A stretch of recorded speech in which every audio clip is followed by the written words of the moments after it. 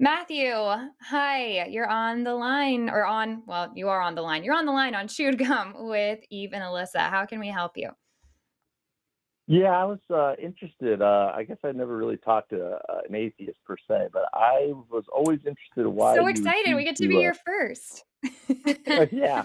Well, I like Sam Harris a lot, so but I never, you never get to actually listen to him, but It would be a dream. or understand why he chose to be, atheist versus a Gnostic. So I'm interested to hear your logic and reasoning Sure. versus choosing, to claim your atheism versus a Gnostic. To me, it seems to be, Agnosticism. I don't know. For me, atheism and theist seem to be the same coin, just different sides of the same coin. So I want to hear the logic of the Sure. reasoning behind it. So, okay. I love this conversation so much. Um, a couple of things. First, I'm going to point out I noticed you said like choose to be atheist. And I can't speak for all atheists, but I think the majority would agree that we didn't choose to be any more than you're choosing to be a theist. You either are convinced of something or you're not. So to me, it's not a choice to be an atheist. It's just my position. It's my honest answer. It's a word that I use to define my position that I just happen to be in. But here I'm going to throw you for a loop. If we're getting technical, I would call myself an agnostic atheist because atheist answers the question of, do I believe in a God or not? I don't believe in a God. I'm not a theist, so I'm an atheist. I don't hold active belief in any gods or deities. And agnosticism implies that I don't know if I don't personally, the way I answer this is I think that the God claim, the general God claim, is unfalsifiable. So therefore, I'm being honest and saying I'm agnostic. I don't have the knowledge of if there's a God or not. I don't think you can prove or disprove that claim because it's so general. So toward the general God claim, I'm agnostic atheist. Does that answer your question at all? I guess I don't get the difference between agnostic and atheist. That's what I would claim myself is that if I had to choose, I would say that in likelihood there's something greater that created this nexus of causality which Hmm. we're in. I don't know what that is. Now that could be a higher society. It could be even the future us, or it could be a God. It could be a lots of different answers to what created that causality. That's why I'm a Gnostic, where I don't know what it is. So I'm fine with But do you claiming I think don't there know. What is, you think there's a higher power? Is that what you're saying? I just think the complexity of how the world works and the causality of how, it's basically a math equation on how everything works, that it seems unlikely. Well, and I don't believe that there's any randomness. I don't believe in free will. So both those things lead you to, I think, a logic reasoning that there's something designed this for some reason. I think that just seems to be more logical than the alternative of an atheist saying, "Oh, I know nothing happened, and we came Well, from nothing." It just again, so I don't know a single atheist that would ever say we came from nothing. Sam Harris wouldn't say that. There's that's not a thing. Coming from nothing is that's a very theist talking point. I grew up being told that, like, oh, atheists think we came from nothing, or atheists think we came from monkeys, which is also just like a complete misunderstanding of evolution. But yeah, I don't think anything came from nothing. But I still don't believe right. there's Well, a then God. where are you choosing? If you think that there is no God, then or you're claiming that for sure there's no God by saying you're Nope, atheist I'm versus not claiming agnostic. that at all. I'm literally not claiming that. I'm saying I don't believe there's a God. I'm not making any Okay, so claims. Kind of the opposite. okay, all right. You don't believe there's a God versus some people that believe there's a God. But whether that's a claim or not, fine. So you don't believe there's a God. What do you Correct. believe? If it's not nothing and it's not a God that designs the What is complexity of the that? You universe, mean so what like is that then? biogenesis, like the very origins of the universe? Or yeah, just the rules, the laws and the physics of the universe. How did those come about if there's no higher designer I don't of know the that they came complexity? about. I don't know that they haven't always existed. I don't know. We don't know. There is a certain point that we have not been able to go, and I don't think that we ever will be able to go back and see. And I am okay saying, I don't know. I have no idea. I certainly don't have any idea. I was Sounds like you're not. homeschooled, and But it doesn't. Isn't that the definition of an agnostic? Like, I don't feel like that's an atheist viewpoint. The atheist viewpoint is they do know, and it's not. I don't know. That's just not the definition of atheism. Atheism is a lack of belief in a god or deity, and I have a lack of belief in a god or deity. I don't believe in any gods. Okay, but then I guess isn't an agnostic a belief in is the same, makes that same claim? They don't believe in a god or a deity. They just don't know either way. No, because agnostic answers the problem of knowledge. So I have friends that consider themselves agnostic Christians. So they believe in Jesus and they practice Christianity as their religion, but they don't know if it's true or not. They don't claim to know. They say, I don't know. I don't know if Jesus really died and rose from the dead, but I believe it, but I don't know it.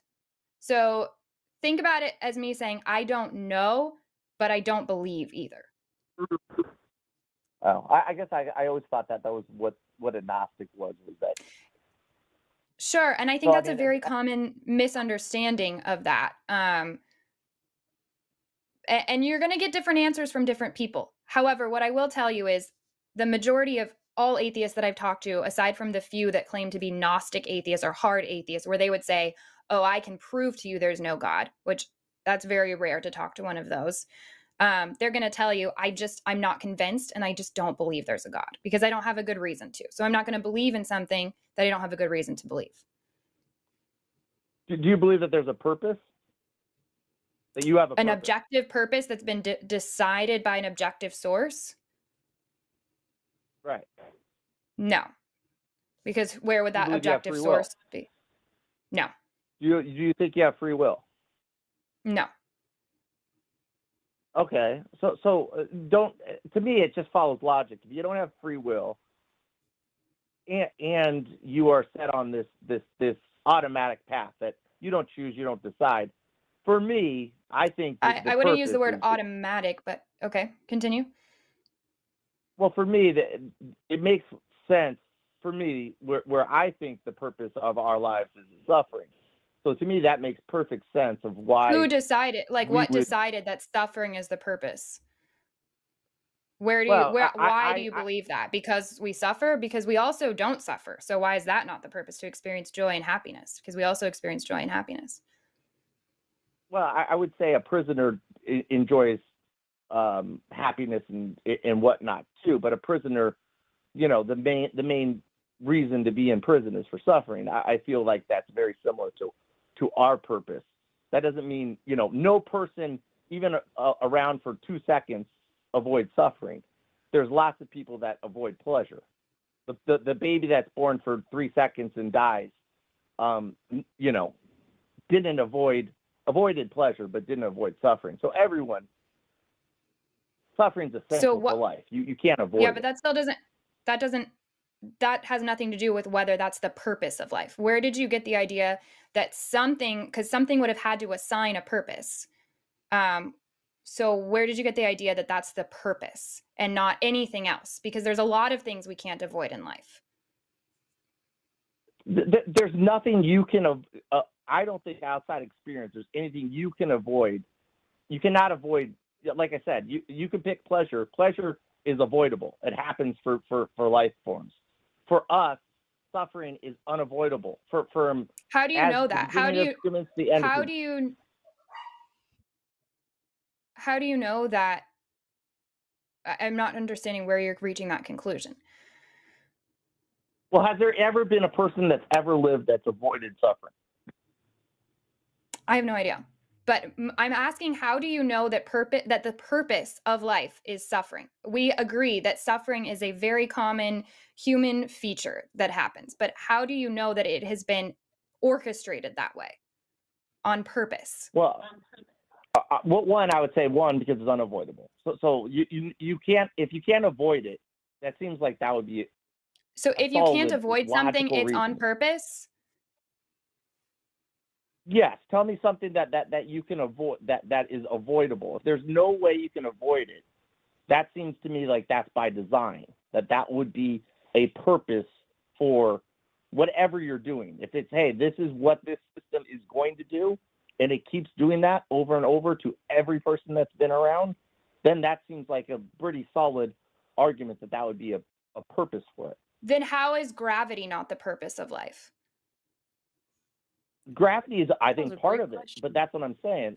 Is gravity and the nexus So what's of the purpose of life? causality. Suffering or gravity? The purpose of life is suffering, but gravity is a factor that causes the dimension. So our dimension of space, time, and matter all lead to consciousness, which leads to suffering. So everything's interconnected. Even the atom on an atom that's You're on getting off Jupiter, track.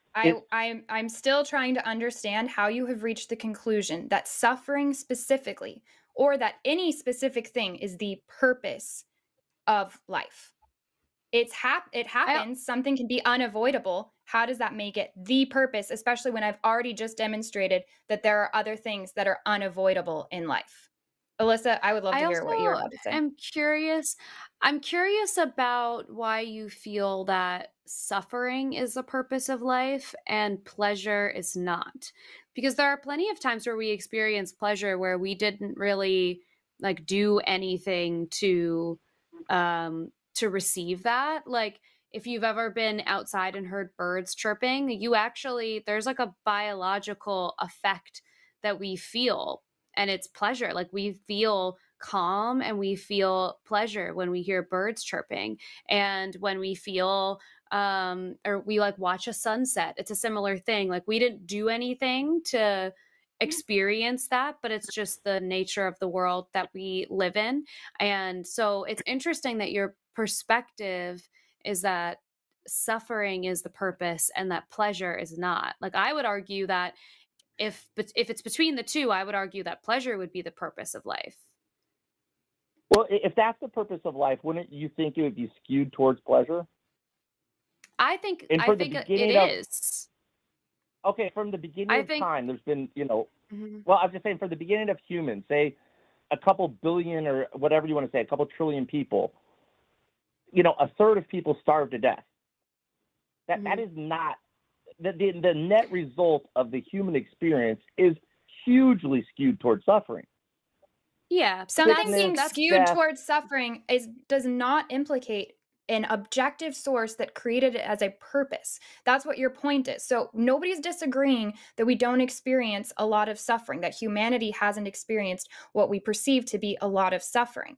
Also, we are not the only life forms. There's plenty of life forms in the universe that don't even have the ability to experience suffering as far as we know.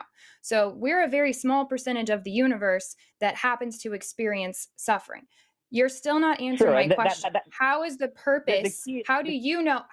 Matthew, let me get my question all the way out. What is your basis to say that the purpose of life is suffering? Because we've already said that there's other things that are unavoidable. So you can't hold that as being evidence, which to me, that still wouldn't be, even if it was the only thing that we can't avoid, that still doesn't implicate an objective source providing this as the definition of life purpose. Well, again, I think that the mounting evidence of it's unavoidable and it is highly skewed to one way. That leads, like I said, it's not something that you can, it's not 1 + 1 = 2. It's, hey, we have something that's unavoidable and is highly skewed to one way, one part of the scale of joy to suffering. How does that prove an objective source assigning this as a purpose?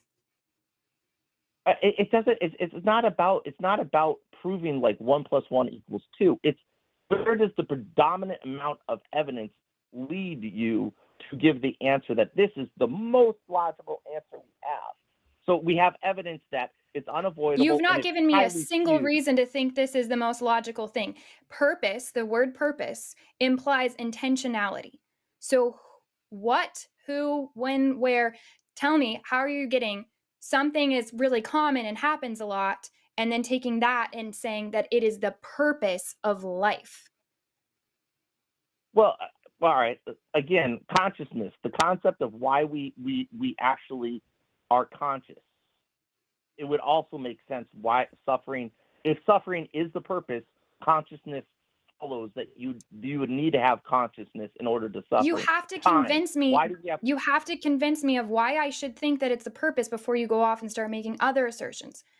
I don't think that you have a good reason. I'm trying to explain you keep explaining other things.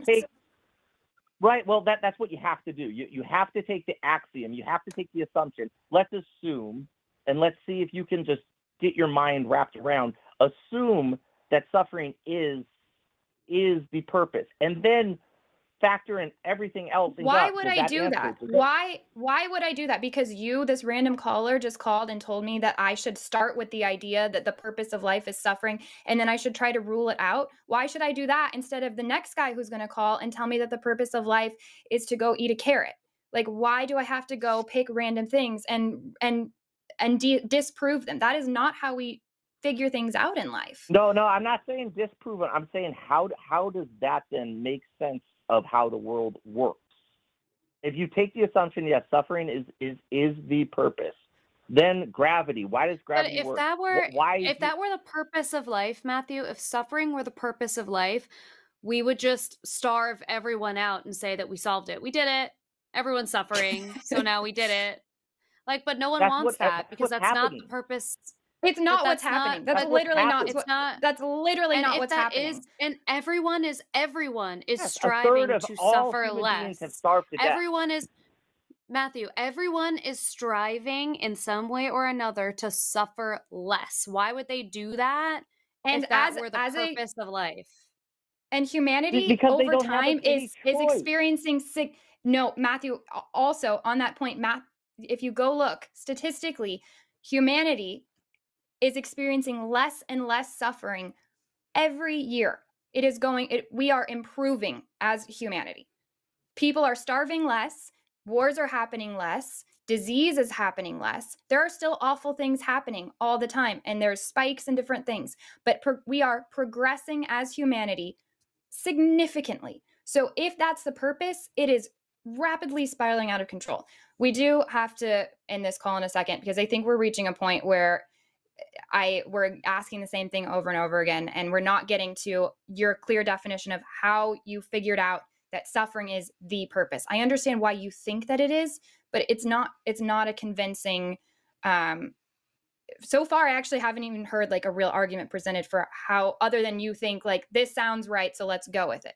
Like, why are we going with that and not gravity? Like I said, because gravity actually impacts more life in the universe than suffering does, because gravity is impacting things that don't even have consciousness. Like I said, gravity, space-time, and matter all factor in to make consciousness. They're all the factors that make consciousness, that make suffering possible. All those factors, like gravity, you want to pick gravity, great, but gravity still factors into the concept of causality and what this universe is ran on. This universe is ran on space, time, and matter. Matthew, gravity doesn't need consciousness to continue impacting everything. So that would be a better argument to say that gravity is the purpose of life, because it actually has a larger impact and is even more unavoidable than suffering. Anyways, you are welcome to come back. We've got a bunch more callers, and I think we're only going to be able to get to one or two more. So we're gonna move on, because I think at this point it's just going on and on. You're welcome to call back another time. I would love to continue having this conversation with you. I just have to give other callers a chance as well. And Alyssa has to prepare for her TED Talk, so we're on a tighter schedule than usual. I think Jimmy and I are going to do a 'Cause I Wanna soon, again, maybe, possibly, and would love for you to call in when we do that, because I think Jimmy would love to get in on this conversation as well. But thank you, Matthew. Very interesting conversation. I hope you have a great evening. Hello, I'm Jimmy Snow, Pokemon Master and executive producer on The Line. Would you like to support a specific show on The Line, or The Line in general? There are special tiers on our Patreon and in our channel memberships. You can do just that. By the way, you could consider leaving a super thanks down below. You could also like, subscribe, and leave a regular comment. All of these are great. Now, I'm going to get back to crushing loneliness, but while I do that, why don't you check out one of these?